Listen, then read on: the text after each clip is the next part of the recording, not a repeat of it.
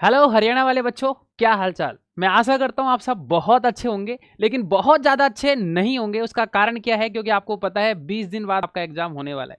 तो डरने की क्या बात, जब जे एकेडमी है साथ। तो जे एकेडमी लेके आ गई है आपके लिए बहुत ही शानदार स्ट्रेटेजी के साथ में, एक प्लानर के साथ में, महा मैराथन का आगाज। तो मैं आज आपके बारे में, आपको इसके बारे में बहुत ज़्यादा डिटेल में बात करने वाला हूँ। केमिस्ट्री में यहाँ पे आपको लगभग लगभग 20 डेज के अंदर पूरा जो आपका सिलेबस उसको कवर करवाने वाला हूं। कैसे क्या करने वाले हैं सारी चीजें अपन यहां पे आज के सेशन में देखेंगे, इसलिए सभी बच्चों को लास्ट तक इस सेशन में जुड़े रहना है। तो देखो भाई, 20 डेज आपके बचे हैं एग्जाम के। और अगर मैं बात करूं केमिस्ट्री की, तो आप सबको पता होगा केमिस्ट्री एक ऐसा सब्जेक्ट है जो कभी भी धोखा नहीं देता है। धोखा मतलब क्या होता है? यहाँ क्वेश्चन डायरेक्ट आता है और आप विद इन सेकेंड एक एक क्वेश्चन को सॉल्व कर सकते हो, क्योंकि ज्यादा पेन चलाने की जरूरत नहीं पड़ती है। तो आज अपन यहाँ पे केमिस्ट्री के अंदर जो टॉपिक करने वाले हैं, मोल, कॉन्सेप्ट और सॉल्यूशन। लेकिन उससे पहले मैं आपको कुछ इंपॉर्टेंट चीजें बता देता हूं जो सब बच्चों को यहाँ पे ध्यान से सुनना है। काफी इंपॉर्टेंट जो सेक्शन है जो मैं आज आपको बताने जा रहा हूं। देखो भाई, केमिस्ट्री के अंदर जो है ना, केमिस्ट्री के अंदर सर ये बताओ कि आप केमिस्ट्री कवर करवाने वाले हो या बाकी के सब्जेक्ट में यहाँ होने वाले हैं। तो घबराना नहीं है आपको। केमिस्ट्री ही नहीं, फिजिक्स, बायोलॉजी जो आपका कंप्लीट सिलेबस है, सारे के सारे टीचर्स जो आपका सिलेबस है उसको 20 डेज में बहुत इंपॉर्टेंट तरीके से, एक प्रॉपर एनालिसिस के साथ में, जिस तरीके से आपके लास्ट ईयर पेपरों में पूछा गया है उसी पैटर्न के आधार पे आपको सारी चीजें यहाँ पे रिवाइज करवाने वाले हैं। इसलिए अगर आप नए बच्चे हो तो जल्दी से जुड़ जाओ, हमारे यूट्यूब चैनल को सब्सक्राइब कर लो। और सबसे इंपॉर्टेंट, सर जो आज अपन यहाँ पे ये पढ़ेंगे इसका पीडीएफ कहाँ मिलेगा ये तो बता दो जरा, क्योंकि पीडीएफ बिना हम लिखेंगे तो टाइम बहुत वेस्ट हो जाएगा, टाइम हमारे पास है नहीं है। तो ये बात तो आपने एकदम काम की कही है। तो उसके लिए भी हमने यहाँ पे आपके लिए बहुत ही प्यारा तरीका यहाँ पे आपके लिए निकाल दिया है, जो है टेलीग्राम। आप सबको पता होगा, सबके पास टेलीग्राम आजकल होता है। तुरंत के तुरंत ज्वाइन कर लो, क्योंकि टेलीग्राम रखने से कोई फायदा नहीं है, आपको ज्वाइन करना पड़ेगा। जय एकेडमी फॉर नर्सिंग। सर ये कैसे मिलेगा? तो लिंक डिस्क्रिप्शन में गिवन है। तुरंत आप यूट्यूब की वीडियो पर लिंक डिस्क्रिप्शन में क्लिक करोगे, लिंक आपको दिखेगा और टेलीग्राम पे ज्वाइन हो जाना। जैसे ही क्लास आपके पास आएगी तुरंत उसके बाद में आपको यहाँ पे टेलीग्राम पर पीडीएफ अपलोड कर दी जाएगी, सारे क्लास के आपको पीडीएफ मिल जाएंगे। तो यहाँ पे ये सारी इन्फॉर्मेशन थी। अब बात कर लेते हैं सर थोड़ा सा केमिस्ट्री के बारे में। तो आपको सबको पता होगा केमिस्ट्री के अंदर मैं बात करूं यहाँ पे, तो फिजिकल, इनऑर्गेनिक, बहुत इंपॉर्टेंट सेशन है। सभी बच्चों को लास्ट तक बने रहना है। मैं गारंटी के साथ कहता हूं इतना प्यारा आपको सेशन लगेगा। और अगर अभी तक आपके अंदर कॉन्फिडेंस नहीं आया है तो मैं गारंटी के साथ कह सकता हूं, जैसे बाकी के स्टेट के एग्जाम में बच्चों ने फोड़ा है, जे एकेडमी के स्टूडेंट्स ने, चाहे वो एम्स है, चाहे वो नीट है, चाहे वो किसी भी स्टेट के एग्जाम में, उसी तरीके से आप भी फोड़ने वाले हो। तो ध्यान से देख लेना भाई, फिजिकल, इनऑर्गेनिक और ऑर्गेनिक ये आपके सेक्शंस होते हैं। जैसे मैंने लास्ट ईयर के पेपर को एनालिसिस किया है उस हिसाब से अगर देखा जाए प्यारे बच्चों, तो यहाँ पे इनऑर्गेनिक और ऑर्गेनिक का खासकर ज्यादा रोल होता है आपके एग्जाम के अंदर। क्यों? कारण क्या है? ध्यान से सुन लेना। कारण क्या होता है, इनऑर्गेनिक और ऑर्गेनिक के अंदर जो चीजें हैं ना, वो ज्यादा यहाँ पे परेशान नहीं करती है। न्यूमेरिकल्स यहाँ पे नहीं होते हैं, direct line to line questions आते हैं जो आप तुरंत यहाँ पे सॉल्व कर सकते हो। फिजिकल यहाँ पे थोड़ा सा बच्चों को परेशान करती है, और यही रीजन है कि हमने स्टार्टिंग पहले फिजिकल से करी है। क्यों? क्योंकि आपको पता है आसान चीजें तो अपन लास्ट में बहुत आसानी से कवर कर लेंगे। तो फिजिकल के मैंने जो चैप्टर है, जो सबसे इंपॉर्टेंट चैप्टर माने जाते हैं, मोल एंड सॉल्यूशन की शुरुआत जो है आज की क्लास में अपन करेंगे। और धीरे धीरे धीरे आपको चैनल पे बने रहना है। सारे जो चैप्टर है उनको हम कवर करवाने का पूरा पूरा प्रयास करेंगे, और आप बहुत ही बेहतरीन रैंक के साथ में आपके आने वाले समय में आपके एग्जाम को क्रैक करने वाले हो। तो अब टाइम वेस्ट करेंगे नहीं, तो अपन कर देते हैं आज के सेशन की शुरुआत। ठीक है, उससे पहले मैं आपको एक छोटी सी इन्फॉर्मेशन दे देता हूं। आपका छोटा भाई बहन, क्योंकि आप सब तो हरियाणा का एग्जाम निकाल ही लोगे, लेकिन कोई छोटा भाई बहन अगर एम्स की तैयारी करना चाहता है तो आप उनको बता सकते हो, उनको गाइड कर सकते हो। और लेकिन आप में भी अगर किसी में जुनून है कि सर स्टेट एग्जाम से हमारा पार नहीं पड़ने वाला, हमको तो एम्स चाहिए, तो मैं बता देता हूं एम्स के लिए आप यहाँ पे हमारा कोर्स ज्वाइन कर सकते हो, जिसका नाम बहुत ही प्यारा है, उम्मीद। अगर आपको सिलेक्शन की उम्मीद नहीं है तो ये कोर्स डेफिनेटली 10 दिन के अंदर आपको उम्मीद दे देगा। अगर इसके फीचर की अगर बात की जाए तो यहाँ पे 3 बार आपका सिलेबस कंप्लीट होगा। सर क्या बात कर रहे हो, 3 बार? बिल्कुल आप सही सुन रहे हो। कारण क्या है अभी मैं आपको 2 मिनट के अंदर बता दूंगा। आपको यहाँ पे 6 नॉट्स मॉड्यूल। अरे सर ये क्या है, यही तो काम की बात है। आपको इस कोर्स के साथ में आपको 6 मॉड्यूल मिलने वाले हैं, एक बुकलेट मिलने वाली है। कितनी? 6। और 6 नहीं, अब मैं आपको बता देता हूं, यहां भी हमने एक बुकलेट और ऐड कर दिया है। बायोलॉजी का खासकर जो सेक्शन है वो बहुत बड़ा होता है, इसलिए अब ये 7 मॉड्यूल हो चुके हैं। उसके बाद में इसमें सर क्या है, आप ध्यान से सुनना। ऑनलाइन में सबसे बड़ी प्रॉब्लम यही होती है बच्चों कि बच्चा नोट्स बना के परेशान हो जाता है। तो ये जो बुकलेट है, जो क्लास में अपन पढ़ने वाले हैं, सारा का सारा बुकलेट के अंदर आपको यहाँ पे सारे सब्जेक्ट में दिया जाएगा। डेली यहाँ पे आपको जो लेक्चर है उनकी पीपीटी मिलेगी, साथ में डीपीपी मिलेगी, एक एक क्वेश्चन का प्रॉपर वीडियो सॉल्यूशन मिलेगा, वीकली टेस्ट होंगे, मंथली टेस्ट होंगे। और यहाँ पे आपको कोई भी समस्या आती है तो हर एक टाइम आप यहाँ पे कांटेक्ट कर सकते हो जेएकेडमी की टीम से, और आपको प्रॉपर मेंटरशिप दी जाएगी। सर इसका कोई चार्ज है क्या? क्योंकि सर 6 बुकलेट है तो ये तो बहुत ही जबरदस्त चीज है, तो कोई चार्ज नहीं है। हमारा जो कोर्स है उसके साथ में आपको फ्री ऑफ कॉस्ट मिलने वाला है।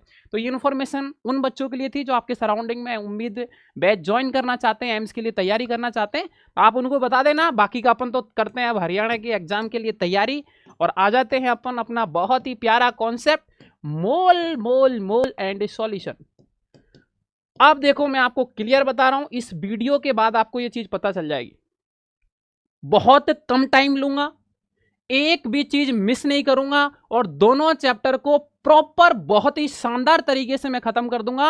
और आपको विश्वास नहीं हो रहा है तो आपको आने वाले 1 घंटे में विश्वास हो जाएगा।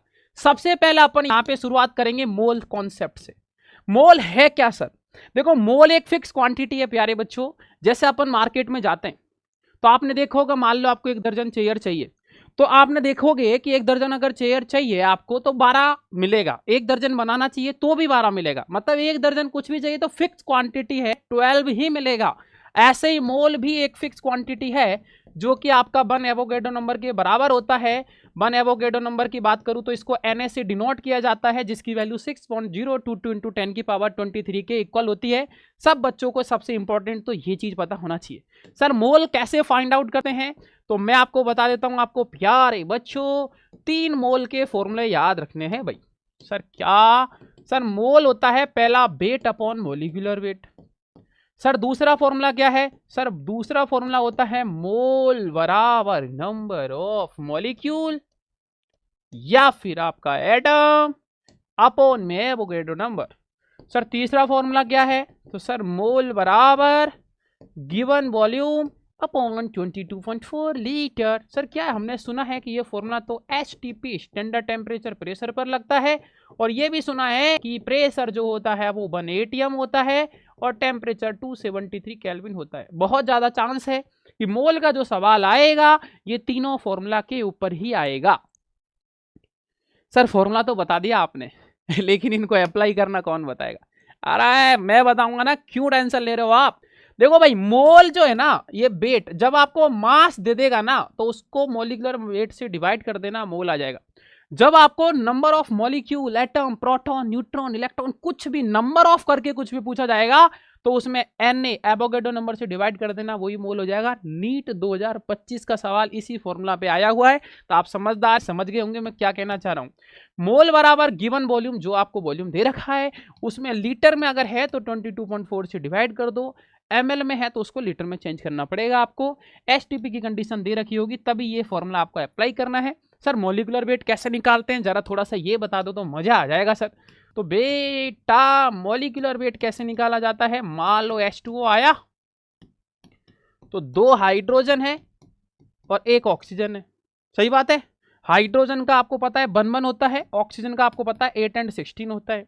तो जो ऊपर वाला होता है ना, ये वाला, ये वो यही होता है आपका मॉलिकुलर वेट। तो 2 हाइड्रोजन है ना, 1 नहीं है 2 है, तो 2 इंटू 1, 1 का 1 तो 2 का 2 प्लस आपका 16, तो मॉलिकुलर वेट आ गया 18। ओ सर इतना आसान है क्या? बिल्कुल सर, थोड़ा सा और बता दो सर, मजा आ जाएगा। तो चलो मैं पूरा ही बता देता हूँ आपको। मान लो ये कोई एक एटम है, ये ए है और ये बी है। नीचे और ऊपर के नंबर तो आप सब बच्चों को पता होगा, 20 तक सबको याद होते हैं। Atom hydrogen, helium, lithium, beryllium, boron, carbon, nitrogen, oxygen, fluorine, neon, sodium, magnesium, aluminium, silicon, phosphorus, sulphur, chlorine, argon, potassium और कैल्शियम। तो ये जो नीचे वाला नंबर होता है ना प्यारे बच्चों, इसको बोलते हैं जेड, जिसको बोला जाता है एटॉमिक नंबर। और यही आपका होता है नंबर ऑफ इलेक्ट्रॉन, यही आपका होता है प्यारे बच्चों नंबर ऑफ प्रोटॉन, ये जो होता है इसको बोलते हैं प्यारे बच्चों एटॉमिक मास, जिसको A से यहाँ पे डिनोट किया जाता है। और इन दोनों का जो डिफरेंस है B माइनस का A, इसको बोला जाता है नंबर ऑफ न्यूट्रॉन। तो ये बहुत ही प्यारी चीज़ है जो सब बच्चों को पता होना चाहिए। उसके बाद में सर यहाँ पे एक आध क्वेश्चंस करा दो तो मज़ा आ जाएगा। तो बिल्कुल मान लो आपसे बोला गया है फाइंड आउट मोल। पहला आपको बोला गया है यहाँ पे मान लो 44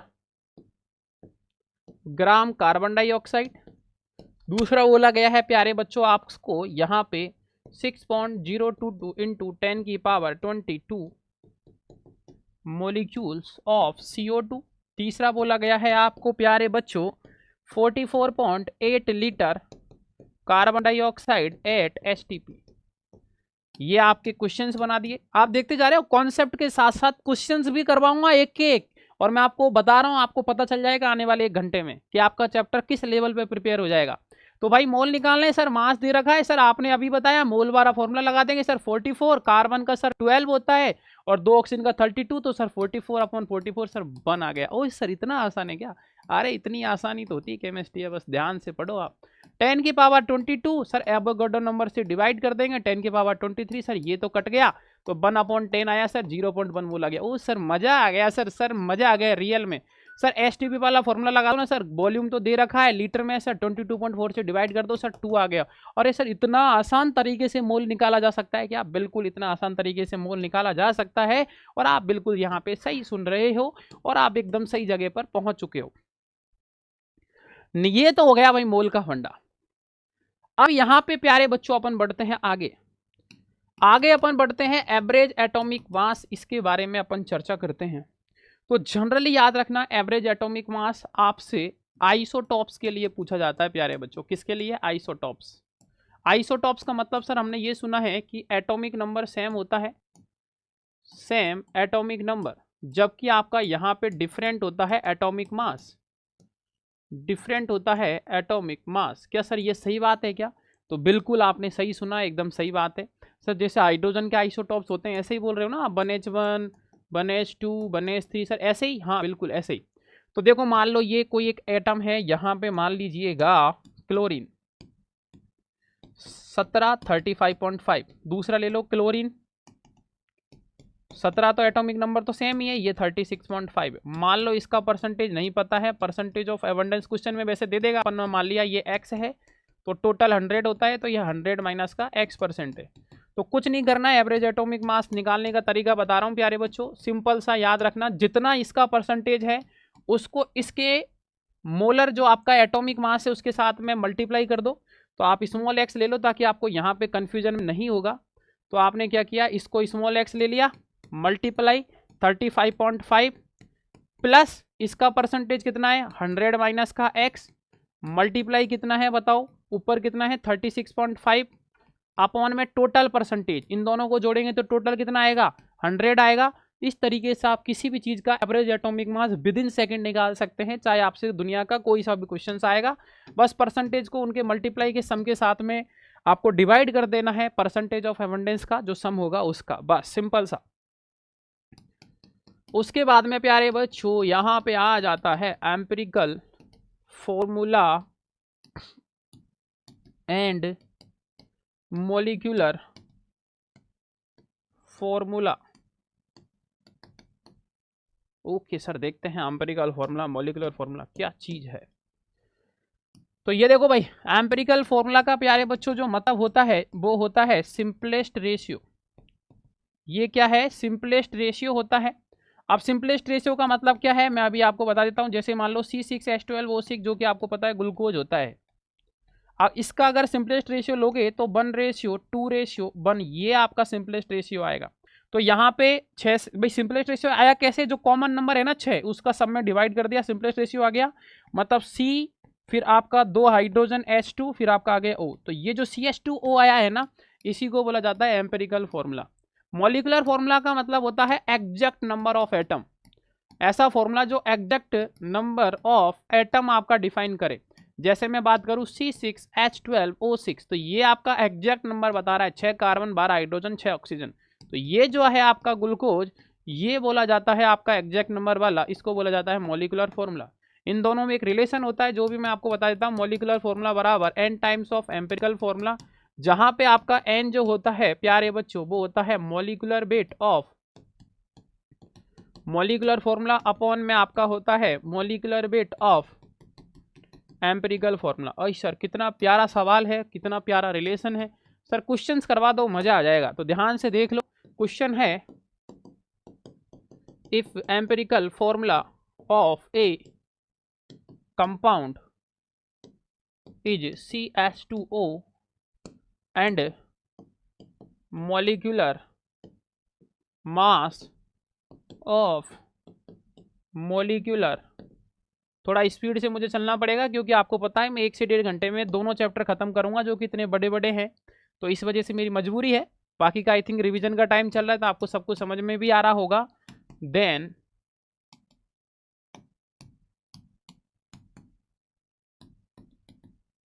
फाइंड आउट मॉलिक्यूलर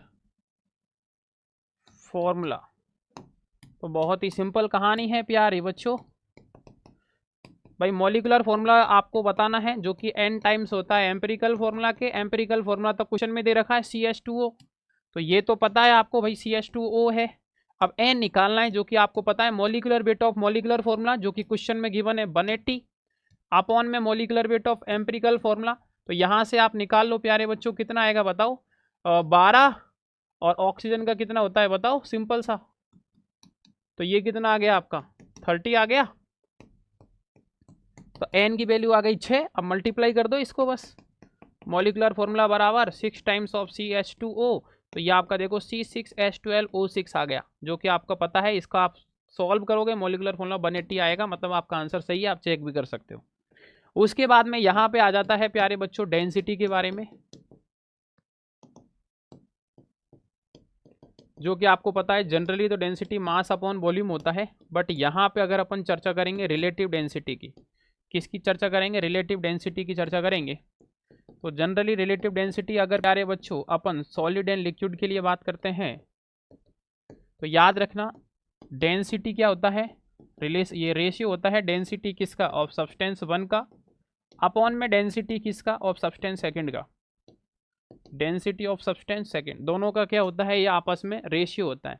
अगर मान लो कभी सब्सटेंस 2 जो है वो गिवन नहीं है तो याद रखना अपन H2O लेके चलते हैं एट 4 डिग्री सेल्सियस। तो इसको ये भी बोल सकते हो आप, इस चीज़ को क्या बोल सकते हो, अब डेंसिटी 4 डिग्री सेल्सियस से वाटर की होती है 1 ग्राम पर ml, तो यहाँ पे इस तरीके से भी बोला जा सकता है। लेकिन अगर मैं बात करूँ, याद रखना relative density of A gas, जिसको दूसरे नाम से जाना जाता है वेपर डेंसिटी, जिसको किस नाम से भी जाना जाता है, वेपर डेंसिटी के नाम से जाना जाता है, जो कि याद रखना आपका मॉलिक्यूलर वेट अपॉन में 2 होता है। डायरेक्ट फॉर्मूला याद रखना, डायरेक्ट आपका सवाल आएगा, आपका आंसर यहाँ पे निकल के आ जाएगा। एक चीज और याद रखना यहाँ पे मास परसेंटेज, कई बार सवाल आता है, जैसे मान लो CaCO3 आ गया और आपसे बोला गया मास परसेंटेज ऑफ कैल्शियम क्या है, तो याद रखना सिंपल सा ट्रिक है, जिसका पूछा जाए परसेंटेज उसका मास अपॉन में टोटल कितना है, टोटल इनका 100 है, इनटू में आपका परसेंटेज है इसलिए 100 से मल्टीप्लाई कर दो तो आपका परसेंटेज आ जाएगा 40।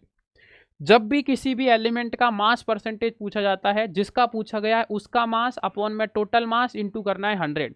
जैसे मान लो यहाँ कैल्शियम का पूछा गया है तो कैल्शियम का कितना है 40 अपॉन में टोटल कितना है 100 इंटू 100, 100 गया आपका कैंसिल, तो आपका यहाँ पे 40 आ जाएगा मास परसेंटेज, जो कि आपका यहाँ पे क्या है, राइट आंसर है। इस तरीके से आप किसी भी एलिमेंट का मास परसेंटेज निकाल सकते हो।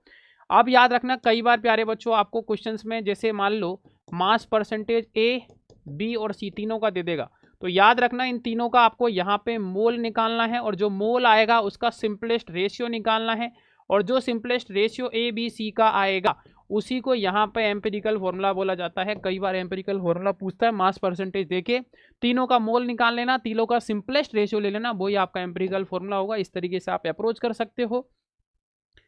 तो आपका लगभग मोल कॉन्सेप्ट पूरा हो गया है। सबसे इंपॉर्टेंट और सबसे लास्ट सेक्शन बचता है जिसको बोला जाता है यहाँ पे प्यारे बच्चों LR एंड ER कॉन्सेप्ट।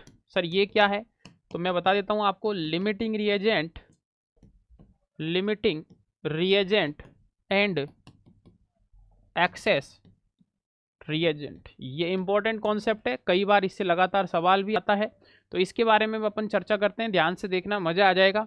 मान लो नाइट्रोजन और हाइड्रोजन मिलके आपका अमोनिया बना रहा है भाई। अब मान लो नाइट्रोजन के 2 मोल लिए आपने और यहाँ पे मान लो इसके अपन ने 9 मोल ले लिए। ध्यान से देखना कैसे पहचानेंगे, मजा आ जाएगा। तो याद रखना ये आपके मोल हैं, तो आपको क्या करना है, मोल अपॉन में स्टेचोमेट्री का रेशियो लेना है प्यारे बच्चों।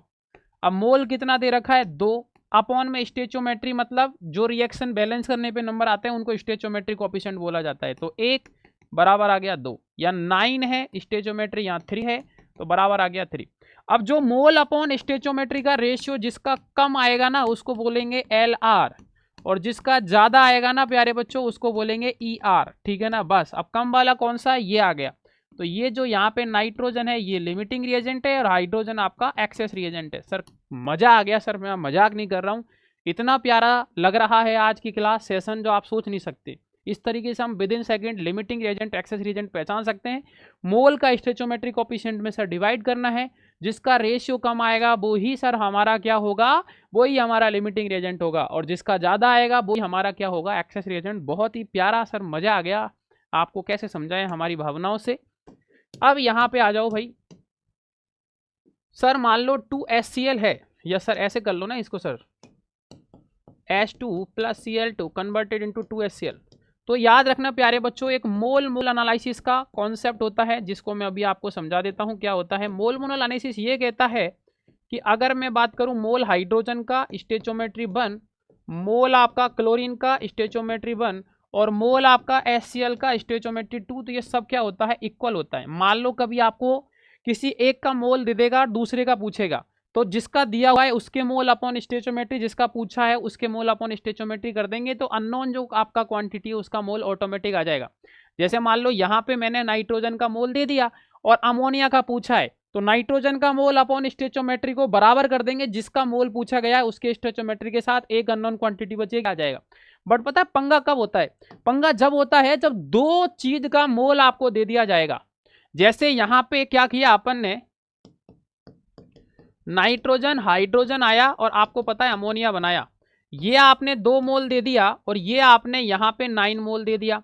अब 2 का मोल दे दिया और आपसे पूछा है कि अमोनिया का कितना मोल का फॉर्मेशन होगा, तो यहां बच्चा फंस जाता है कि सर 2 का दे दिया तो फिर किसके इक्वल करेंगे। और यही रीजन से अपन लिमिटिंग रिएजेंट और एक्सेस रिएजेंट का फंडा पढ़ते हैं। तो ध्यान से देखना, इस तरीके के सिचुएशन में आपको क्या करना है, पहले तो मोल अपॉन स्टेचोमेट्री लगा के LR का पता करना है, जो कि अभी अपने पता किया था 2/2 बराबर 1 और 9/3 बराबर आपका कितना आया था 3।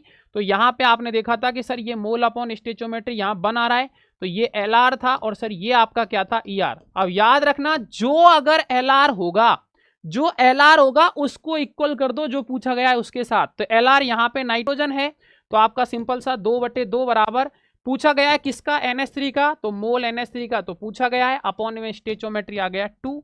तो यहां से प्यारे बच्चों मोल NH3 का जो फॉर्मेशन है 2 से 2 गया, 2 1 के साथ मल्टीप्लाई होगा तो 2 मोल आपके NH3 के बनेंगे। इस तरीके से आप किसी भी चीज का आंसर निकाल सकते हो। जब 2 का दे देगा रेशियो, तो जो लिमिटिंग रिएजेंट होगा उसके मोल अपॉन स्टेचोमेट्री बराबर जो पूछा गया है उसके मोल अपॉन स्टेचोमेट्री। अगर एक का ही दिया होता तो सिंपल डायरेक्ट कर देते, बस जिसका दिया हुआ है उसका मोल अपॉन स्टेचोमेट्री, जिसका पूछा गया है उसका mole upon stoichiometry, within second आपका आंसर आ जाएगा। तो ध्यान से देखा होगा आपने, मोल कैसे निकालते हैं, मॉलिक्यूलर वेट कैसे निकाल सकते हैं, कैसे फॉर्मूला अप्लाई करना है, कैसे क्वेश्चंस को करना है। ये क्वेश्चन ही था, ठीक है ना, ये क्वेश्चन ही था, आप देख सकते हो। 2 मोल क्वेश्चन ऐसे ही आएगा, 2 mole nitrogen and 9 mole hydrogen react with each other, then find out number of moles of NH3 is formed। बस ये क्वेश्चन सी ही था, ठीक है ना, अपने आप में जो मैंने अभी यहाँ पे करवाया है, तो आप निकाल सकते हो। तो देखो भाई, मोल कैसे निकालना है, मॉलिक्यूलर वेट कैसे निकालना है, मोल के तीनों फॉर्मूला, उनके ऊपर क्वेश्चंस, मास परसेंटेज, आपका density, relative density solid liquid के लिए, गैस के लिए, एवरेज एटॉमिक मास कैसे अप्लाई करना है, एम्पिरिकल फॉर्मूला, मॉलिकुलर फॉर्मूला कैसे निकालना है, किस तरीके से यहाँ पे अप्रोच करेंगे, उनके ऊपर क्वेश्चंस। उसके बाद लिमिटिंग रिएजेंट कैसे पहचानेंगे, एक्सेस रिएजेंट कैसे पहचानेंगे, उनके ऊपर क्वेश्चंस, किस तरीके से आपका नॉन क्वांटिटी का मोल निकालेंगे। कुल मिला के जो मोल कॉन्सेप्ट में क्वेश्चंस पूछे जाते हैं, एक भी ऐसी चीज मैंने यहाँ पे छोड़ी नहीं है जो आपसे एग्जाम में पूछी जाएगी जो यहाँ कवर नहीं करी हो। लास्ट ईयर जिस तरीके के क्वेश्चंस मोल से पूछे जा रहे हैं, सारे क्वेश्चंस भी करवा दिए हैं और कंप्लीट थ्योरेटिकल जो चीजें है वो भी रिवाइज करवा दी है। इतने अगर आपने क्वेश्चंस कर लिए, इस तरीके के कॉन्सेप्ट सारे सीख लिए, तो मुझे पूरा विश्वास है कि आपके एग्जाम में जो भी सवाल आएगा वो इस कॉन्सेप्ट से बाहर नहीं आएगा, ऐसी मैं आशा कर सकता हूं। और भी एग्जाम में तो बहुत आसान आसान सवाल आते हैं प्यारे बच्चों, बस याद रखना एवोगैड्रो नंबर की जो वैल्यू है 6.022 × 10⁻23। जब नंबर ऑफ कुछ करके आएगा एटम मॉलिक्यूल वगैरह, तो एन नोड को अपन यहाँ पे पार्टिसिपेट करेंगे, वरना मोल सीधा मास अपॉन मोलर मास आपको अप्लाई करना है, आपका आंसर आ जाएगा। तो फाइनली आप बोल सकते हो the end of mole concept. Mole concept का अपन ने कर दिया है समापन, और अब बारी है यहां पर किसकी सॉल्यूशन। बहुत ही प्यारा कॉन्सेप्ट, बहुत ही प्यारा चैप्टर, हमेशा क्वेश्चंस लेके आता है आपके एग्जाम के अंदर सॉल्यूशन। चलो शुरुआत करते हैं। उससे पहले मैं कुछ चीजें आपको बता देता हूं। देखो सॉल्यूशन बहुत ही प्यारी चीज है, क्वेश्चंस लगातार एग्जाम में आते हैं, ध्यान से पढ़ना। और आप 20 दिन जो है ना, अभी भी बहुत सारे बच्चे हिम्मत हारे हुए होंगे ऐसा मुझे लगता है। प्यारे बच्चों 20 दिन पूरी जान लगा दो, ताकत लगा दो, ठीक है ना। हमारी टीम हमेशा आपके लिए जितना कर सकती उतना करती हुई आई है, और अभी भी जितना कर सकेगी उतना हम डेफिनेटली आपके लिए करेंगे। और मुझे पूरा विश्वास है कि अगर आपने मेहनत करी, ताकत लगाई, तो 100% जब आप ताकत लगाओगे, मेहनत करोगे, तो आपका एग्जाम 100% निकल जाएगा। क्योंकि देखो लड़ाई लास्ट तक लड़नी चाहिए, पहले से हार नहीं माननी चाहिए। अभी भी आप ये सारे कॉन्सेप्ट रिवाइज करके जाओगे तो एग्जाम में डायरेक्ट क्वेश्चन आएगा, क्योंकि हम यहाँ पे पूरा एनालिसिस करके बाद में आपकी क्लास ले रहे हैं, ठीक है ना, कि किस तरीके से क्वेश्चन पूछे जाने के चांस हैं, क्या क्या कॉन्सेप्ट आ सकते हैं। क्योंकि देखो हर एक टॉपिक से एग्जामिनर को 1 या 2 सवाल पूछने होते हैं, तो वो हमेशा इंपॉर्टेंट जो सेक्शंस है ना उन्हीं में से पूछते हैं। ऐसा नहीं कि कुछ भी उठा के पूछ लिया ये लो हो गया काम, ना। बहुत बड़े बड़े लोग बैठते हैं, पूरा एनालिसिस डाटा के साथ में बैठते हैं, फिर वो क्वेश्चन पूछते हैं। तो ऐसे हमने एनालिसिस के साथ में जो कॉन्सेप्ट पूछे जा सकते हैं वो ही यहाँ पे रिवाइज करवाए हैं, ताकि आप कम टाइम में बहुत शानदार कर पाए, बहुत बेटर, बहुत ही शानदार कर पाए, ठीक है। तो अपन टाइम वेस्ट नहीं करते हैं, एक मोटिवेशन लाइन के साथ में अपन यहाँ पे आगे बढ़ेंगे। वो पूछते हैं मुझसे कि मेरा क्या होगा, क्या मेरा सिलेक्शन हरियाणा के एग्जाम में होगा। नंबर तो पूरे साल इतने से आए हैं हमारे, और लास्ट 20 डेज में एलटीएम सर बोलते हैं कि आपका जो सिलेक्शन है वो हरियाणा के बेस्ट गवर्नमेंट कॉलेज में होगा। तो इन कॉलेज की लाइन के साथ में अपन सॉल्यूशन का शुभारंभ कर देते हैं। प्यारे बच्चों आ जाइएगा सॉल्यूशन। तो देखो भाई सॉल्यूशन, पहली बात तो ये है, सॉल्यूट और सॉल्वेंट दो चीज से मिलके बनता है। सॉल्यूट जो लेस अमाउंट में प्रेजेंट होता है, सॉल्वेंट जो आपका मोर अमाउंट में प्रेजेंट होता है। याद रखना बहुत ही प्यारी चीज है, जिसको मिलाया जाए वो सॉल्यूट है, और जिसमें मिलाया जाए वो सॉल्वेंट है। जैसे मान लो ये आपका कोई कंटेनर है, इसमें वाटर है भाई, और बाहर से अपन ने HCl मिलाया, तो जो मिला रहे हैं, मान लो NaCl मिलाया, सॉल्ट मिलाया, तो जो सॉल्ट मिला रहे हैं ना ये तो सॉल्यूट है, और वाटर में मिला रहे हैं तो ये क्या है, सॉल्वेंट। और जब ये दोनों आपस में मिल जाते हैं तो फिर आपका सॉल्यूशन बनता है, जो कि एक होमोजीनियस मिक्सचर कहलाता है। मतलब जिसको अपन डिफ्रेंशिएट नहीं कर सकते हैं, जैसे सॉल्ट को वाटर मिला देंगे तो अपन अलग अलग नहीं कर सकते। तो ये सेम फंडा है जो आप सब बच्चों को पता होना चाहिए। इसके बाद में यहाँ पे अपन बात करते हैं कंसंट्रेशन टर्म्स के बारे में। जितनी भी कंसंट्रेशन टर्म्स है प्यारे बच्चों, एक एक को ध्यान से देखेंगे। पक्का एक सवाल कंसंट्रेशन टर्म्स में 100% एग्जाम में आएगा, अभी बता रहा हूँ, पेपर सॉल्यूशन में मिलूंगा मैं। Concentration terms, first percentage weight by weight. याद रखना जिसका वेट ऊपर वेट दे रखा है तो ऊपर वेट, नीचे वेट तो नीचे वेट। मैं तरीका बता रहा हूँ, ऊपर हमेशा सॉल्यूट आएगा, नीचे हमेशा सॉल्यूशन आएगा। परसेंटेज है तो 100 से मल्टीप्लाई कर दो। सेकंड पॉइंट, मान लो परसेंटेज वेट बाय वॉल्यूम दे दिया, तो ऊपर वेट नीचे वॉल्यूम तो नीचे वॉल्यूम। ऊपर हमेशा सॉल्यूट आएगा, नीचे हमेशा सॉल्यूशन आएगा। परसेंटेज है तो 100 से मल्टीप्लाई कर दो। मान लो परसेंटेज वॉल्यूम बाई वॉल्यूम आ गया, तो तो ऊपर वॉल्यूम, तो वॉल्यूम किसका लेना है, सॉल्यूट का, नीचे वॉल्यूम लेना है सॉल्यूशन का, परसेंटेज है तो 100 से मल्टीप्लाई कर दो। अब इंपॉर्टेंट है, मान लो कभी ऐसी इंफॉर्मेशन आ जाती है कि 30% वेट बाई वॉल्यूम है HCl का, तो इसको पढ़ना आपको आना चाहिए। तो देखो ऊपर वेट है ना, तो इसका मतलब है आपका 30 ग्राम क्या है, सॉल्यूट HCl, और कितने में है, नीचे वॉल्यूम है, तो फिर आपका ml, कितने ml में, 100 ml किस में है, सॉल्यूशन में। इसका मतलब है 30 ग्राम HCl है 100 ml सॉल्यूशन के अंदर। ये आपको रीड करना आना चाहिए, ऊपर वेट है तो उतना ग्राम ले लो, नीचे वॉल्यूम है तो उतना ml 100 में ले लो। अगर यहाँ ग्राम होता तो अपन क्या बोलते, 30 ग्राम आपका HCl है कितने में, 100 ग्राम सॉल्यूशन में। नीचे वॉल्यूम है तो यहाँ ग्राम आ जाएगा, बाकी का कोई चेंज नहीं होगा, 100 से अपन इस चीज़ को डिफाइन करते हैं। इस तरीके से आपको रीड भी करना आना चाहिए। उसके बाद में अपन बात करते हैं मोलरिटी की। याद रखना कैपिटल M से डिनोट किया जाता है, जो कि मोल होता है सॉल्यूट का, जो कि आपका यहाँ पे वेरी करता है वॉल्यूम ऑफ सॉल्यूशन के साथ, जो कि याद रखना लीटर में लेना होता है। अगर मैं बात करूँ यूनिट की, तो मोल पर लीटर इसकी यूनिट होती है, जिसको अपन मोलर भी बोल सकते हैं। कैपिटल M से इसको डिनोट किया जाता है, ये भी याद रखना। और ये टेम्परेचर पर क्या करती है, डिपेंड करती है, टेम्परेचर डिपेंडेंट है क्योंकि यहाँ वॉल्यूम आ रहा है, ये पॉइंट भी याद रखना। मोल आपको पता ही है, वेट ऑफ सॉल्यूट अपन में मॉलिक्यूलर वेट ऑफ सॉल्यूट हो जाएगा, और वॉल्यूम ऑफ सॉल्यूशन आपको प्यारे बच्चों पता ही है। बस ये फॉर्मूला अप्लाई कर देना। अगर लीटर को जगह ml दे रखा है तो 1000 से डिवाइड करेंगे, जो ऊपर आके क्या हो जाएगा, मल्टीप्लाई में चला जाएगा। ये भी आप ध्यान रखना, क्योंकि वॉल्यूम जो होता है यहाँ पे लीटर में लेके चलते हैं, उसको ml को लीटर में बदलना जरूरी होता है। नेक्स्ट आपका आता है मोलरिटी, स्मॉल m से डिनोट करते हैं।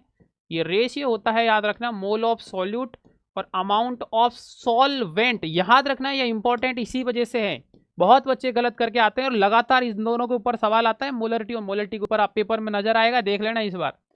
याद रखना नीचे आपका सॉल्यूशन नहीं आता, नीचे आपका सॉल्वेंट आता है, जो कि आपको अमाउंट लेना है, वॉल्यूम नहीं लेना है। याद रखना अमाउंट लेना है, जो भी किलोग्राम में लेना है। अगर ग्राम में दे रखा है तो किलोग्राम में चेंज करेंगे। ये बहुत इंपॉर्टेंट बात है जो बच्चों को नहीं पता होती है। मोल पर किलोग्राम इसकी यूनिट है, जिसको मोलल बोला जाता है। यहाँ वॉल्यूम नहीं है, इसलिए इसको टेम्परेचर इंडिपेंडेंट भी बोलते हैं। क्या बोलते हैं, टेम्परेचर इंडिपेंडेंट भी बोलते हैं।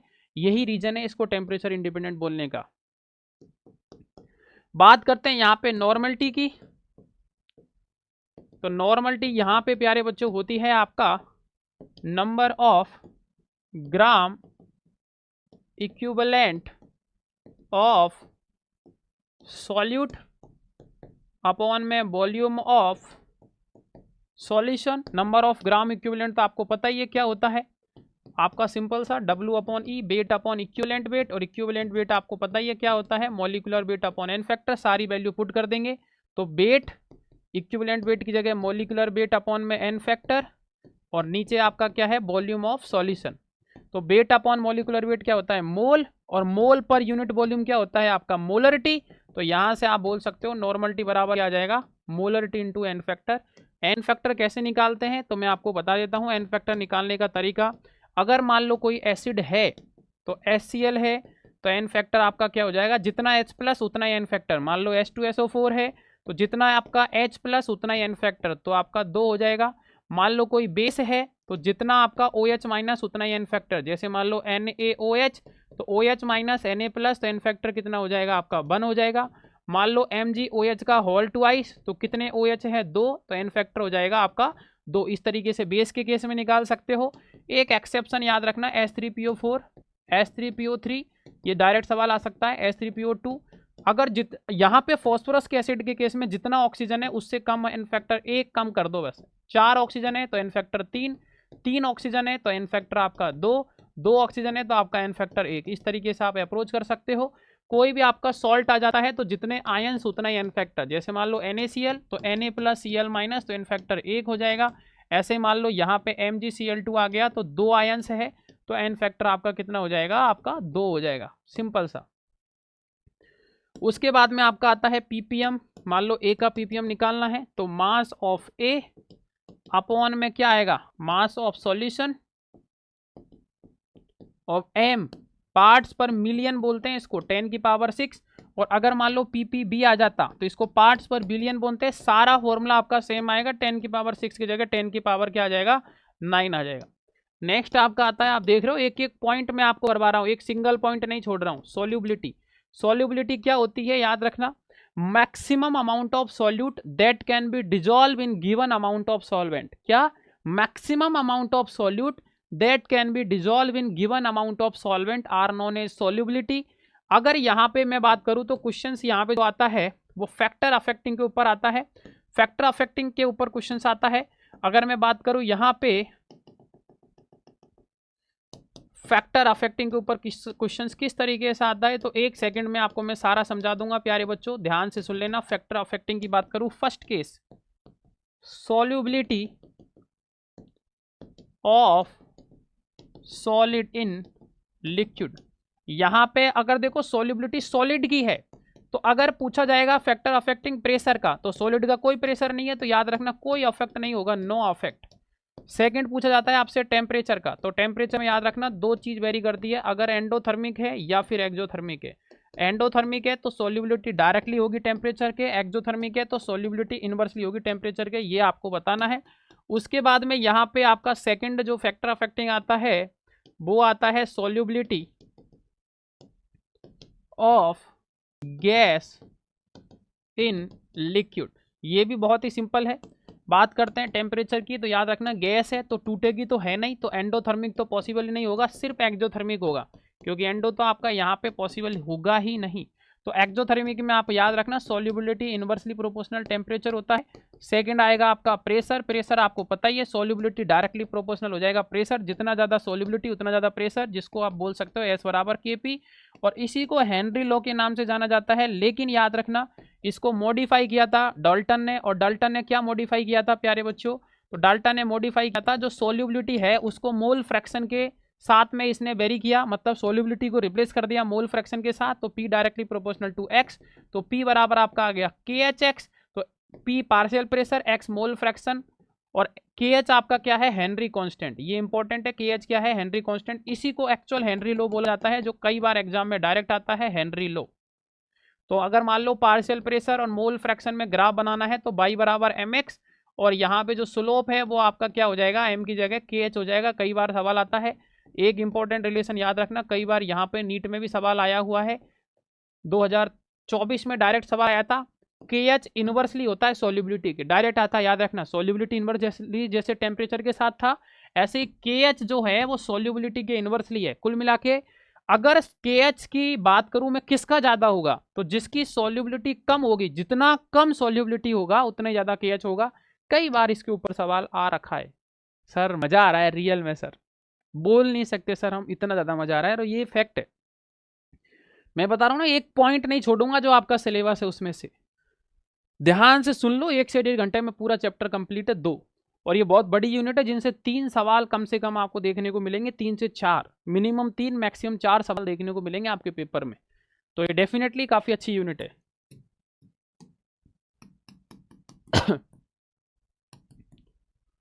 नेक्स्ट आता है राउट लो। क्या कहता है राउट लो, जो पार्शियल प्रेशर है प्यारे बच्चों, याद रखना पहली बात तो ये लिक्विड सॉल्यूशन के लिए बात करते हैं, यहाँ पे लिक्विड सॉल्यूशन के लिए राउट लो बोलता है, मान लो ये पार्शियल प्रेशर A का है, directly proportional mole fraction A, partial pressure B का है, directly proportional to mole fraction of B, तो PA बराबर आपका आ जाएगा यहाँ पे P0A XA, और PB बराबर आपका आ जाएगा यहाँ पे P0B XB। तो यहाँ अगर मैं बात करूँ P टोटल की, तो आपका ये हो जाएगा PA प्लस PB, जो कि आपका यहाँ पे सम हो जाएगा P0A XA प्लस में आपका P0B XB।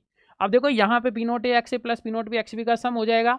अब यहाँ पे ये P0A क्या है, ये P0B क्या है, ये इंपॉर्टेंट है प्यारे बच्चों जो आपको मैं बता रहा हूँ अभी, ठीक है। P0A XA plus P0B XB, ये जो P0A है ना यहाँ जो आया है इसको बोलते हैं प्योर वेपर प्रेशर, याद रखना प्योर, P0 आ जाए तो प्योर वेपर प्रेशर, P आपका एक्चुअल में है पार्शियल प्रेशर, ठीक है, प्योर वेपर प्रेशर है, जैसे ये भी प्योर है, और इसके ऊपर नीट 2000 ठीक है ना 25 में इसी साल सवाल आया है, तो आप समझदार हो, कभी भी हो सकता है कि यहाँ से सवाल फिर से आ जाए। अब यहाँ पे 2 टाइप के सॉल्यूशन के बारे में अपन चर्चा करेंगे, एक आपका होता है आइडियल सॉल्यूशन, यहाँ से पूरा चांस है सवाल बनने का, एक होता है आपका नॉन आइडियल सॉल्यूशन। देखो भाई ध्यान से देखना, मजा आ जाएगा। आइडियल सॉल्यूशन का मतलब होता है प्यारे बच्चों जो फॉलो करते हैं राउट लो को, डायरेक्ट स्टेटमेंट आएगा पता भी नहीं चलेगा, जो राउट लो को फॉलो करता है वो आइडियल सॉल्यूशन है। अब राउट लो को फॉलो करेगा तो आपको भी पता है P टोटल का सम क्या हो जाएगा, PA प्लस PB हो जाएगा, और पी ए क्या होता है P not A X A, और पी बी क्या होता है P not B X B. बस सिंपल कहानी। तो याद रखना अट्रैक्शन फोर्स जो ए बी का है वो बराबर होगा आपका A A and B B के। अब sir A A and B B क्या है, तो याद रखना ए ए का मतलब सॉल्यूट सॉल्यूट, सॉल्वेंट सॉल्वेंट और सॉल्यूट सॉल्वेंट। उसके बाद में यहाँ पे याद रखना अगर यहाँ पे अट्रैक्शन फोर्स बराबर है तो डेल्टा एच मतलब चेंज इन एंथैल्पी का जो मिक्सचर है वो आपका जीरो हो जाएगा, और डेल्टा वी मिक्स वे है वो भी आपका जीरो हो जाएगा। अगर मैं बात करूं एग्जांपल की जो पूछा जा सकता है, तो याद रखना आपका बेंजीन एंड टोल्यून, कुल मिला के जो सेम टाइप की प्रजाति है बेंजीन और टोल्यूइन, ये आपका एग्जांपल है। या फिर मान लो एन हेक्सेन और एन हेप्टेन, कुल मिला के सेम टाइप, हेक्सेन और हेप्टेन एक तरीके से दिख रहे हैं, या एल्काइल हैलाइड में बोल सकते हो आप, जैसे मान लो C2H5Br और C2H5Cl, ये सेम टाइप के जो हैं इस तरीके के सारे आइडियल सॉल्यूशन में आते हैं। नॉन आइडियल का मतलब क्या है, पहली बात तो ये याद रखना जो डू नॉट फॉलो राउट लो, जो राउट लो को फॉलो नहीं करते हैं वो आपके क्या होते हैं नॉन आइडियल। दो टाइप के होते हैं यहाँ पे, ये एक होता है पॉजिटिव डेविएशन और एक होता है आपका नेगेटिव डेविएशन। कैसे होते हैं मैं बता रहा हूँ ना, जो लिख रहा हूँ उससे बाहर कुछ नहीं आएगा, बस ध्यान से सुनते चलो, आपको पता भी चल जाएगा आप जब एग्जाम दोगे तब। पॉजिटिव डेविएशन है तो आपको सिंपल सा पता है पी टोटल जो है उसका सम पॉजिटिव है तो ज़्यादा हो जाएगा P A plus P B से, अगर नेगेटिव है तो पी टोटल का sum P A plus P B हो जाएगा। और ये 2025 नीट के अंदर पूछा गया है, ठीक है। दूसरी चीज़ यहाँ पे क्या है, अगर पॉजिटिव है तो याद रखना डेल्टा एच जो मिक्सचर है वो पॉजिटिव हो जाएगा और डेल्टा बी मिक्सचर है वो भी पॉजिटिव हो जाएगा क्योंकि पॉजिटिव डेविएशन है। नेगेटिव में क्या हो जाएगा, नेगेटिव हो जाएगा। ये डायरेक्ट पूछा जाता है एग्जाम में, याद रखना नेगेटिव है तो क्या हो जाएगा, नेगेटिव हो जाएगा। अगर मैं बात करूं अट्रैक्शन फोर्स की तो याद रखना अगर पॉजिटिव है तो ए बी का अट्रैक्शन फोर्स जो है वो कम होता है यहाँ पे ए ए एंड बी बी से, और अगर आपका नेगेटिव डेविएशन है तो ए बी का जो अट्रैक्शन फोर्स है वो आपका ज़्यादा होता है ए ए एंड बी बी से। ए आपका क्या है सॉल्यूट सॉल्यूट, सॉल्वेंट सॉल्वेंट और सॉल्यूट सॉल्वेंट। इंपॉर्टेंट है, एग्जाम्पल ही पूछे जाते हैं एग्जाम में। तो याद रखना अगर पॉजिटिव डेविएशन की बात की जाएगी तो अगर कभी भी वाटर प्लस आपका एल्कोहल नजर आ जाए, जैसे मान लो H2O प्लस C2H5OH, तो तुरंत आप समझ जाना एल्कोहल प्लस वाटर है मतलब पॉजिटिव डेविएशन है। नेगेटिव डेविएशन की बात करूं मैं एग्जांपल की तो तुरंत आप समझ जाना अगर एसिड प्लस वाटर आ जाए, एसिड के साथ वाटर आ जाए, जैसे यहाँ पे HCl प्लस H2O, तो ये एसिड है ये वाटर है, तो तुरंत समझ जाना आपका नेगेटिव डेविएशन। इतना याद है काम हो जाएगा आपका एकदम बढ़िया, ओके शानदार। अब बस याद रखना दो चीज और बस, डेल्टा जी चेंज इन गिव्स free energy less than zero, delta S change in entropy mixture greater than zero. ये सबके लिए कॉमन है, चाहे ये आइडियल है चाहे नॉन आइडियल के दोनों पार्ट है, सब में ये फिक्स है, ऐसे ही होती है जो आपको याद रखना है। इसके बाद में आपका आ जाता है कोलिगेटिव प्रॉपर्टी।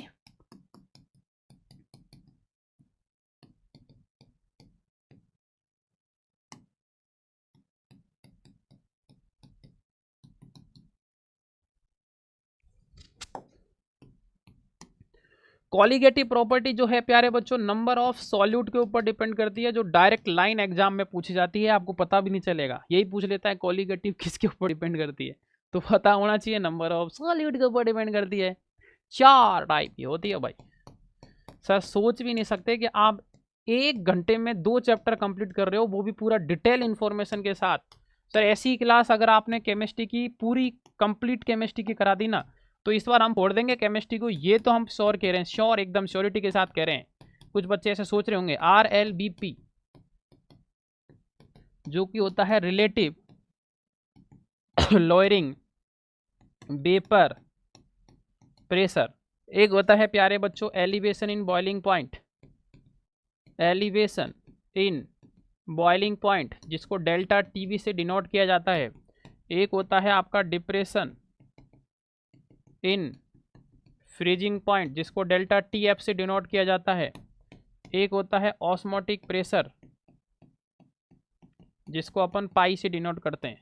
बात करें first RLBP relative lawyering vapour pressure की, तो याद रखना ये मान लो कोई भी एक चीज़ है उसका पार्शियल प्रेशर दे रखा है P0 है, बाद में नॉन वोलेटाइल सॉल्यूट ऐड करने के बाद PA हो गया, तो कितने का चेंज आया अपॉन में इनिशियल जो कि आपका याद रखना XV के बराबर होगा। जहां पे XV है आपका याद रखना इंपॉर्टेंट यही है, मोल फ्रैक्शन ऑफ सॉल्यूट, कितना मोल फ्रैक्शन सॉल्यूट का है उसके बराबर होगा चेंज अपॉन इनिशियल, बस इतना पता होना चाहिए।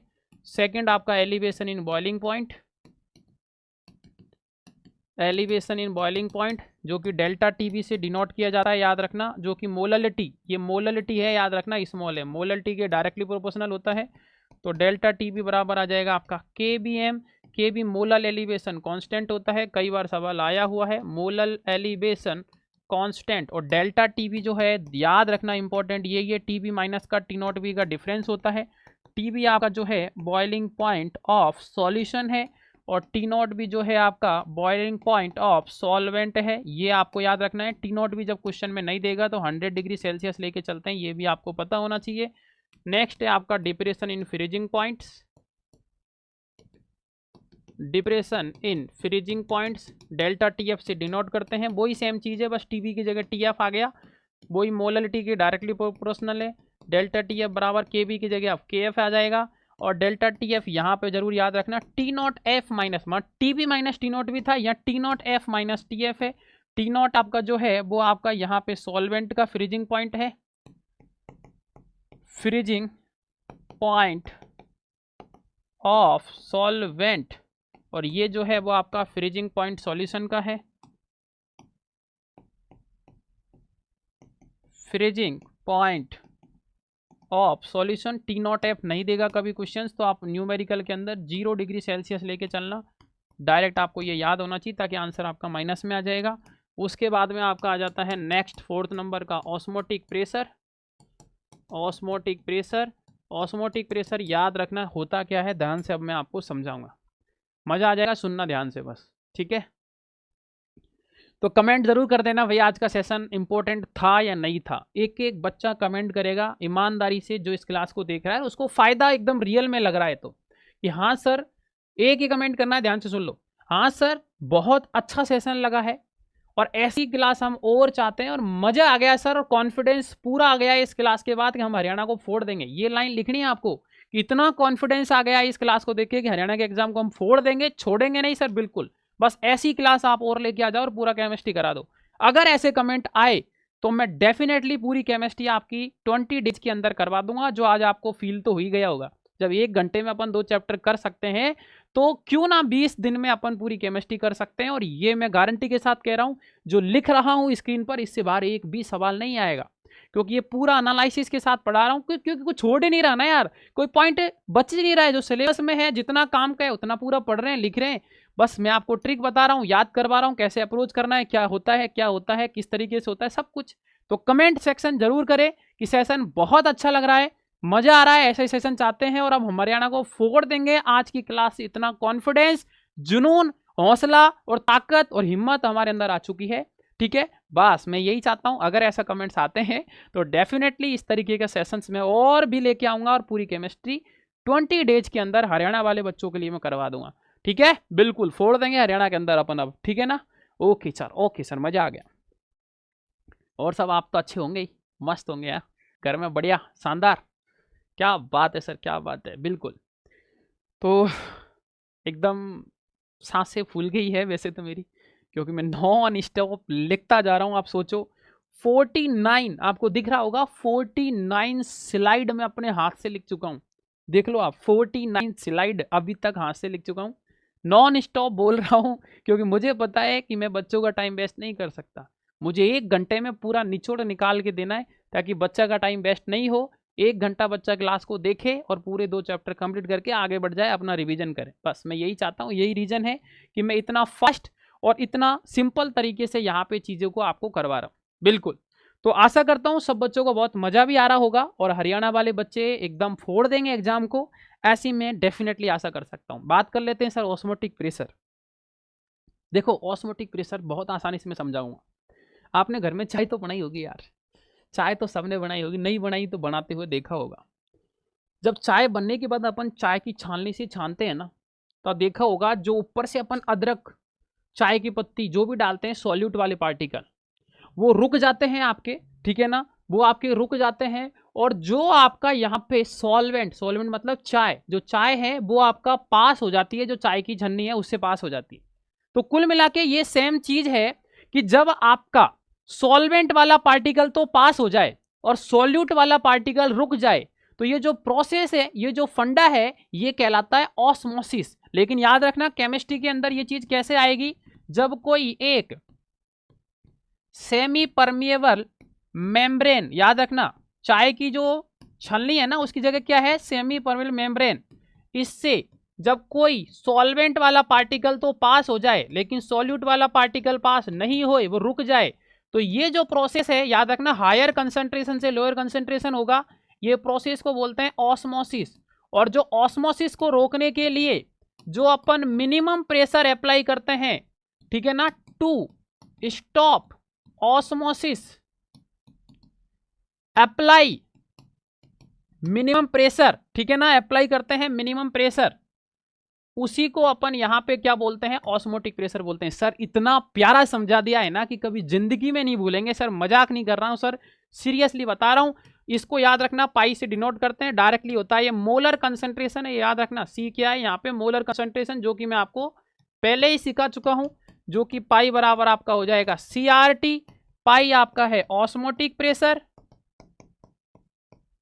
सी आपका मोलर कंसंट्रेशन है, यह भी मैंने आपको बता ही दिया है, आर आपका यूनिवर्सल गैस कांस्टेंट है, यूनिवर्सल गैस कांस्टेंट है, जिसकी वैल्यू आप यहाँ पे 8.314 जूल के लिए अपन अप्लाई करते हैं, या फिर आप इसका वैल्यू जो है वो 1/12 भी ले सकते हो, ATM अगर आंसर चाहिए तो। टेम्परेचर है T, जो आपको केल्विन में लेना है, अगर डिग्री सेल्सियस में दे रखा है तो याद रखना डिग्री सेल्सियस में 273 जोड़ देना, केल्विन में कन्वर्ट हो जाएगा। सर यूनिट कन्वर्जन भी आप एक ही क्लास में बता रहे हो सर, हम ऐसी ही क्लास चाहते हैं सर। कमेंट बच्चे करते रहना, जितना ज़्यादा कमेंट आएगा उतने ही जल्दी मैं नेक्स्ट क्लास लेके आऊँगा, ये मत भूलना। जो ईमानदारी से आपको इस क्लास के बाद फील होगा वो सारा कुछ आप कमेंट सेक्शन में ज़रूर बताना। एक होता है आइसोटोनिक सॉल्यूशन, एक होता है हाइपरटोनिक सॉल्यूशन, ये तीन चीज़ें इंपॉर्टेंट है, पूछी जाती है।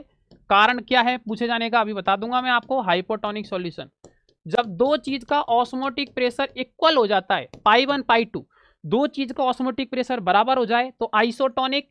जिसका ऑस्मोटिक प्रेशर ज्यादा होगा, याद रखना, जिसका ऑस्मोटिक प्रेशर ज्यादा होगा वो हाइपरटोनिक, और जिसका ऑस्मोटिक प्रेशर कम होगा, कम ऑस्मोटिक प्रेशर हाइपरटोनिक, और ज्यादा ऑस्मोटिक प्रेशर तो हाइपर हाइपर हाइपर, कम वाला हाइपो, ज्यादा वाला हाइपर। बस एम्स 2025 का सवाल है, सोच सकते हो आप। एम्स नर्सिंग जो अच्छा लेवल का एग्जाम है उसमें आइसोटोनिक सॉल्यूशन पूछा गया है, तो क्या पता हरियाणा में डायरेक्ट आ जाए, क्योंकि ये बता रहा हूँ ना बार बार में कि मैं एनालिसिस करके आया हूँ। क्या एनालिसिस करके आया हूँ, इस साल जितने भी स्टेट के एग्जाम, नीट का एग्जाम, एम्स का एग्जाम में जो जो सवाल पूछे गए, जो जो कॉन्सेप्ट पूछे गए, उन सबको मैंने बहुत अच्छे से कवर करवाया है। क्यों, क्योंकि जब एक एग्जाम होता है ना तो उस साल और उसी फील्ड के जितने भी एग्जाम हुए हैं तो एग्जामिनर उन सबको एनालिसिस करने के बाद पेपर सेट करता है, और इस चीज का डेफिनेटली हर एक एग्जाम में बच्चों को फायदा मिला है, और मैं आशा करता हूं कि हरियाणा वाले बच्चों को भी डेफिनेटली मिलने वाला है। और यही कारण है कि आपको ये सारी क्लास देखने के बाद में आप जब एग्जाम देने जाओगे तब आपको मैं जो चीज कॉन्फिडेंस के साथ बार बार बोल रहा हूं कि मजा आएगा, तो डेफिनेटली आपको मजा आएगा। अब लास्ट कॉन्सेप्ट बचता है, फिर ये चैप्टर आपका समाप्त। बॉन्ड टॉफ फैक्टर, बस ये लास्ट है, बस खत्म है चैप्टर। सर सर सर क्या क्या तारीफ करें, क्या तारीफ करें सर, मतलब मजा आ गया सर, बिल्कुल मजा तो आना ही है यार।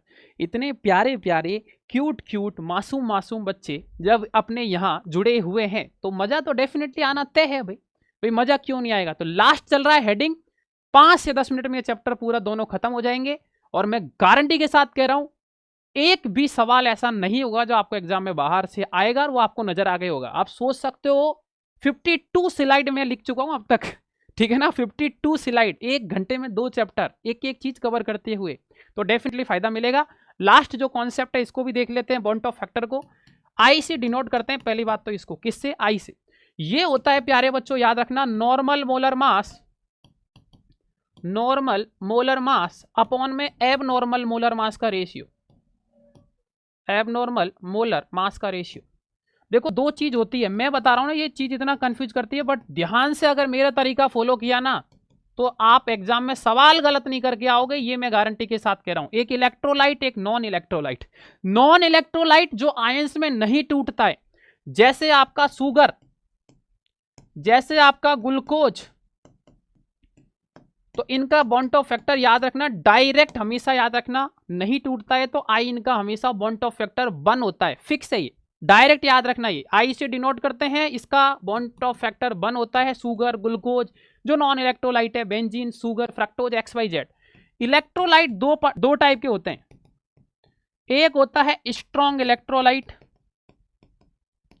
एक होता है आपका वीक इलेक्ट्रोलाइट। ध्यान से देखना, मजा आ जाएगा। स्ट्रॉन्ग इलेक्ट्रोलाइट याद रखना क्या होता है। स्ट्रॉन्ग इलेक्ट्रोलाइट जो आसानी से आयंस में टूट जाते हैं, जैसे मान लो यहां पे NaCl आसानी से टूट जाएगा, MgCl2 आसानी से टूट जाएगा, AlCl3 आसानी से टूट जाएगा।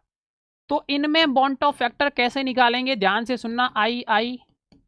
I जितना आयंस होगा उतना ही बॉन्ड ऑफ फैक्टर है। सवाल 100% चांस से आने का, लगातार आता है सवाल। जितना आयंस उतना ही बॉन्ड ऑफ फैक्टर है स्ट्रॉन्ग इलेक्ट्रोलाइट। कितने आयंस है, एक Na+, एक Cl-, 2, एक Mg और 2 क्लोरीन तो 3, एक एल्यूमिनियम और 3 क्लोरीन, टोटल ये 3, ये 1, तो 3 और 1 4, ये 2 क्लोरीन और 1 MgM, इसलिए 3। इस तरीके से आप डायरेक्ट स्ट्रॉन्ग इलेक्ट्रोलाइट निकाल दो। और अच्छा, स्ट्रॉन्ग इलेक्ट्रोलाइट आपने सिखा दिया है, वीक इलेक्ट्रोलाइट भी सिखा दो, तब माने हम कि हाँ सर मजा आया। तो आ जाओ, वीक इलेक्ट्रोलाइट को मैं अलग से समझा देता हूं कि वीक इलेक्ट्रोलाइट जैसे मान लो CH3COOH में कैसे अप्रोच करेंगे। तो याद रखना प्यारे बच्चों, दो केस यहां पे बनते हैं, एक बनता है डिसोसिएशन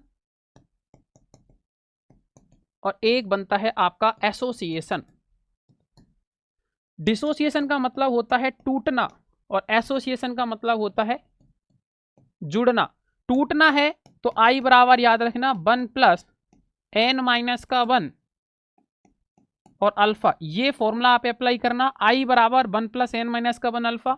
एसोसिएशन है तो I बराबर N की जगह याद रखना 1/N कर देना, बाकी का पूरा फॉर्मूला सेम है। I बराबर 1 + 1/N-1 अल्फा। अगर डिसोसिएशन है तो ये सबसे इंपॉर्टेंट याद रखना, I आपका >1 होगा, ये डायरेक्ट पूछा गया है एग्जाम में। एसोसिएशन होगा तो I आपका <1 होगा, ये भी डायरेक्ट आपके एग्जाम में पूछा गया हुआ है। >1 <1। डिसोसिएशन मतलब टूटना, जैसे 5 आपने पार्टिकल डाले, टूट के 10 हो गए। एसोसिएशन मतलब जुड़ना, जैसे 10 पार्टिकल डाले, जुड़ के आपके 5 हो गए। अब देखो यहाँ पे I बराबर 1 + N-1 अल्फा। अल्फा यहाँ पे होता है degree of dissociation, degree of dissociation. यहां जो अल्फा है ये होता है प्यारे बच्चों डिग्री ऑफ एसोसिएशन। ये क्या होता है, डिग्री ऑफ एसोसिएशन, और ये होता है आपका डिग्री ऑफ डिसोसिएशन। बिल्कुल सर, आप एकदम सही समझा रहे हो, मजा आ गया है। और अच्छा, एक और चीज डाउट है हमारा। क्या डाउट है सर? सर ये एन यहाँ पे क्या है, जरा ये तो बताओ। अब एक लाइन में बता दूंगा। जो स्ट्रॉन्ग इलेक्ट्रोलाइट में आयन से ना, वो यहाँ पे एन है। मतलब सर CH3COOH, तो सर CH3COO- और H+। अरे अरे बोलो बोलो बोलो, CH3C डबल बॉन्ड O- और H+। तो सर एक और एक 2 आयन है, तो इसका मतलब N बराबर 2 होगा क्या? बिल्कुल N बराबर 2 होगा। अरे सर कितना प्यारा तरीके से आप समझाते हो। तो फाइनली आपका बॉन्ड ऑफ फैक्टर भी समाप्त हो जाता है। एक चीज बच गई थी, उसको भी मैं बता देता हूं। एक होता है एजोट्रॉपिक मिक्सचर, ठीक है, एजोट्रॉपिक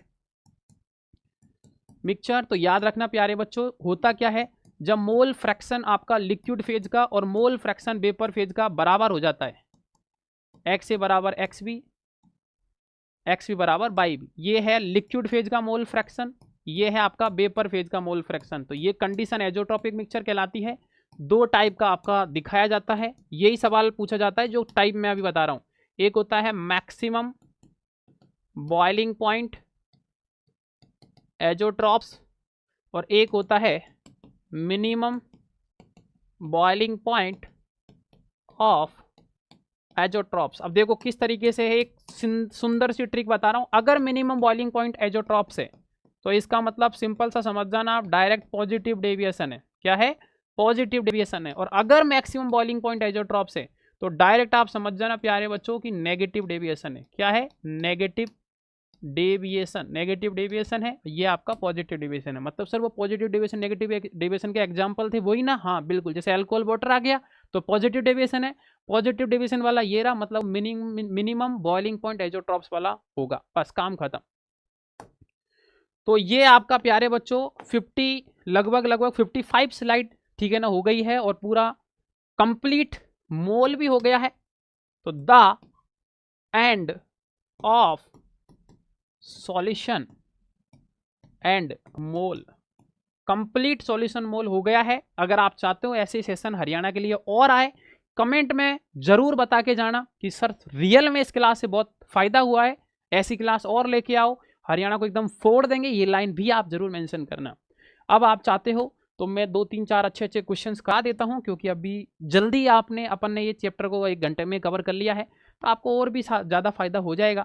जैसे मान लो क्वेश्चन आया, find out bond of factor for Al2SO4 का होल थ्राइस। ऑप्शन आया 2, 3, 4 और 5। तो कैसे अप्रोच करेंगे भाई साहब? पहले तो आपको मैं 30 सेकंड देता हूँ, आप सॉल्व कर लो, मन मन में आंसर सोच लो, वरना यूँ बोलोगे मास्टर ने खुद नहीं सॉल्व कर दिया, हमको तो करने ही नहीं दिया। कर लो आप आराम से मन मन में सॉल्व। दे दिया मैंने आपको टाइम प्रॉपर, पूरे 30 सेकंड दे दिए हैं भाई साहब, कर लो सॉल्व आप।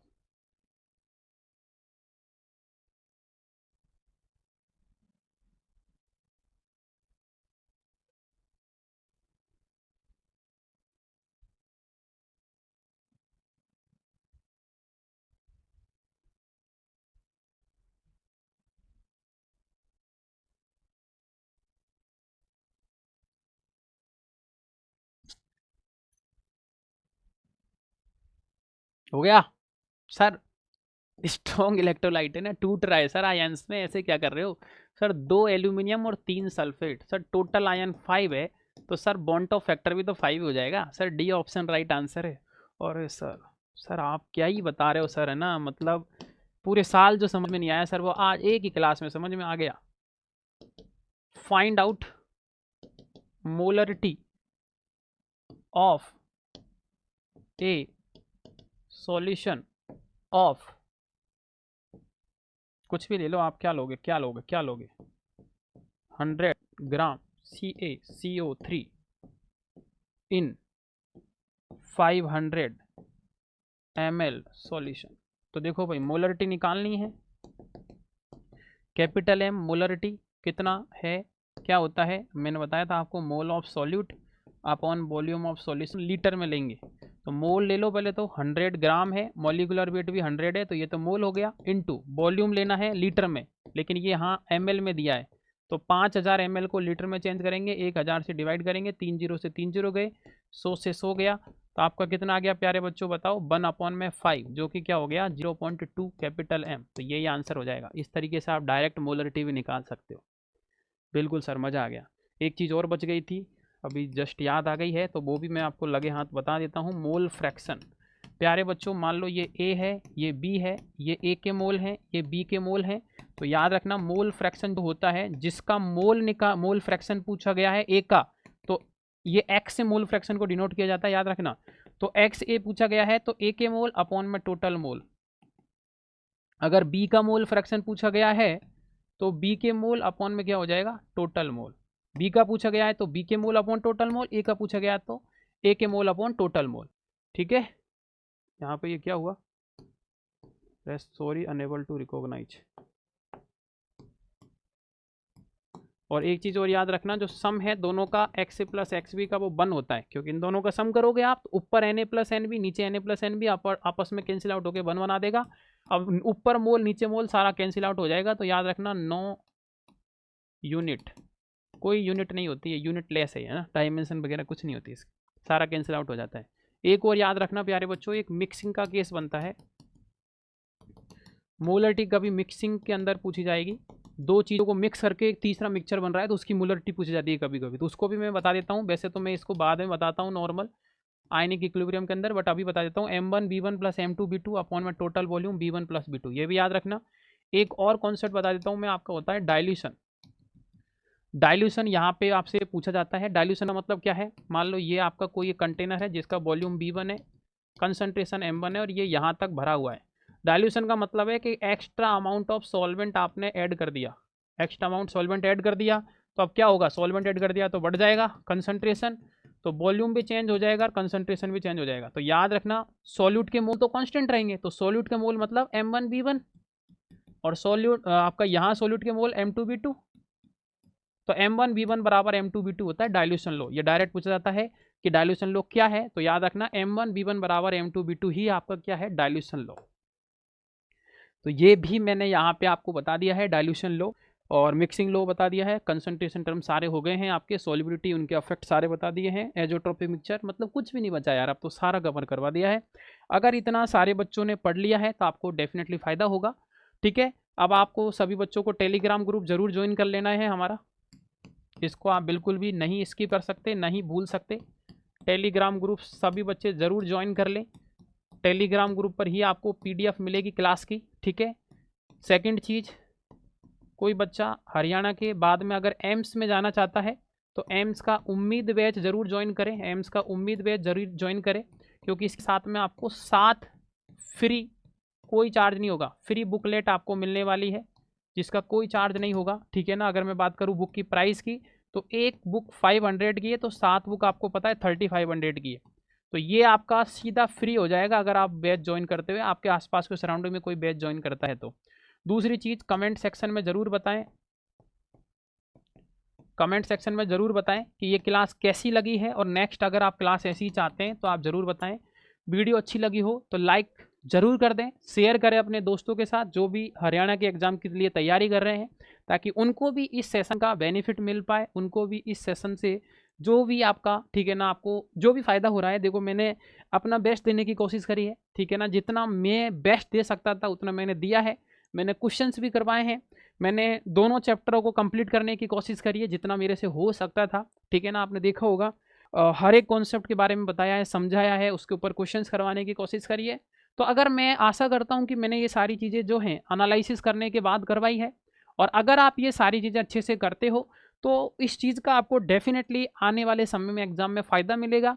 और जब अपन पेपर सॉल्यूशन करेंगे तो ये जो चीज़ें मैं बार बार बता रहा हूँ कि ये चीज़ें आएंगी, तो जब मैं सेम क्वेश्चंस आपको दिखाऊंगा जो पढ़ाया उससे, तब आपको लगेगा कि हाँ यार सर सही बोल रहे थे। क्योंकि देखो हम कभी भी, कोई भी टीचर नहीं चाहता कि उसके जो स्टूडेंट है उसका टाइम वेस्ट हो, कभी कोई टीचर नहीं चाहता। दुनिया में सारे टीचर अच्छे होते हैं, कोई ख़राब नहीं होता है यार, सब अपना बेस्ट देना चाहता है, जिसको जिसका समझ में आ जाता है वो उसके लिए बेस्ट बन जाता है, बस ये फंडा है, वरना सब टीचर सब प्लेटफॉर्म अच्छे। तो हम कभी भी ये नहीं चाहते कि आपका टाइम वेस्ट करें, हम यही चाहते हैं कि हम कुछ सिखा पाएँ और कम टाइम में आपको ऐसा सिखाएं कि आपको आने वाले समय में फ़ायदा हो, ताकि आपको लगे कि यार मैंने यहाँ से सीखा है और ये चीज़ एग्जाम में मुझे मिली और मुझे फ़ायदा हुआ है। क्योंकि आप खुद सोचो एक टीचर कैसे, ठीक है ना, किसी स्टूडेंट का मेन जो आपका पीक टाइम चल रहा है, अभी आपका बहुत प्रीसियस टाइम चल रहा है एग्जाम का, वो कैसे कोई बर्बाद कर सकता है, कभी भी नहीं करेगा। कोई भी अच्छा टीचर होगा तो वो कभी भी नहीं करेगा। तो यही सेम फंडा है कि हम कभी भी ये नहीं चाहते कि हम आपका टाइम वेस्ट करें, बर्बाद करें। सिंपल सा गणित है जो मैंने आपको एक सिंपल शब्दों में बता दिया है, एक ही सिंपल सी बात, एक ही जुनून, एक ही चीज़ हमारे अंदर चल रही है, वो है आपका सिलेक्शन। आने वाले एग्जाम में आप बहुत अच्छे से सिलेक्शन ले पाओ, इसी वजह से मैं बोल रहा हूँ कि 20 डेज के अंदर मैं पूरा केमिस्ट्री इसी तरीके से जो आज कराया है, क्वेश्चंस प्लस थ्योरेटिकल चीज़, इसी तरीके से मैं आपको आने वाले समय में करवा दूंगा, एक एक चीज़ को बहुत अच्छे से, बहुत प्यारे तरीके से, ताकि आपको इस चीज़ का फ़ायदा मिलेगा। और पूरी केमिस्ट्री आपको अगर आपने कर ली कवर, सारे वीडियो आपने देख लिए 20 डेज के अंदर, तो पूरा केमिस्ट्री का पेपर उससे बाहर, मुझे नहीं लगता, मैं ज़्यादा नहीं बोलूँगा 100%, बट ये बोल सकता हूँ कि 85 से 90% पेपर उसी से आ जाएगा। बस आपको ये चीज़ें याद भी होनी चाहिए, समझ में भी आनी चाहिए, ये आपको थोड़ा सा बस यहाँ पे जरूर करना है, और बार बार रिवीजन करना। Revision is the one of the most things for crack competition exam, तो रिवीजन करते रहना है। सबसे इंपॉर्टेंट बात 2 चीज़ बोलूँगा, डरना नहीं है, लास्ट तक लड़ना है। तीसरी चीज़ बोलूँगा सिंपल सी एकदम एक ही चीज़ बोलूँगा प्यारे बच्चों, हिम्मत नहीं हारनी है, टाइम है, हो जाएगा सब कुछ, अभी भी कुछ नहीं बिगड़ा है, ठीक है ना, बिल्कुल अपन कर देंगे। बहुत आसानदार तरीके से कर देंगे। बस एक चीज याद रखना, इस टाइम कोई भी बच्चा नया क्वेश्चन सॉल्व नहीं करेगा।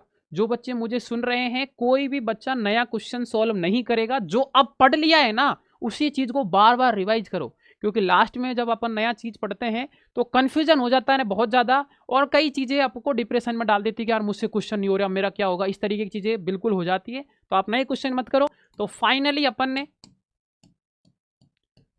थ्योरी प्लस एमसीक्यू का जो भी इंपॉर्टेंट था कंप्लीट कर लिया है। किसका? सॉल्यूशन का भी और मोल कॉन्सेप्ट का भी। अब आप कमेंट में नेक्स्ट चैप्टर कौन सा चाहते हैं उसका नाम बताएं, और क्लास कैसी लगी है ये भी जरूर बताएं। और वीडियो अच्छी लगी हो तो लाइक करो, शेयर करो अपने दोस्तों के साथ, ताकि उनको भी इस चीज़ का बेनिफिट मिल पाए, फायदा मिल पाए। मैं मिलता हूं आपसे नेक्स्ट क्लास में वही शानदार कॉन्फिडेंस, वही शानदार जुनून के साथ। सभी बच्चों को thank you so much support और प्यार बनाए रखने के लिए। टेलीग्राम ज्वाइन कर लेना, वहाँ पे आपको PDF में पहुँचा दूंगा, ताकि आप सीधा इस चीज़ का रिवीजन कर पाएंगे।